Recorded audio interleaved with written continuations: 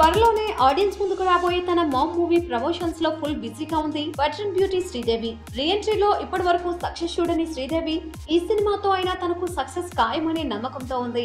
ఇదిలా ఉంటే ma'am promotion సందర్భంగా ఆమెకు బాహుబలి సినిమాకు సంబంధించిన ప్రశ్నలు పదే పదే ఎదురు కావడం పరిపాటిగా మారిపోయింది.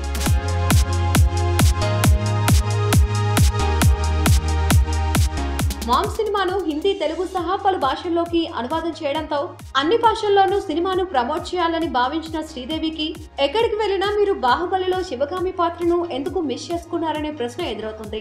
అయితే దీనిపై నో కమెంట్ అనే సమాధానం మాత్రమే శ్రీదేవి నుంచి వస్తున్నా దీనిపై ఆమె అప్పుడో ఇప్పుడో స్పందించే అవకాశం లేకపోలేదని కొందరు అభిప్రాయపడుతున్నారు.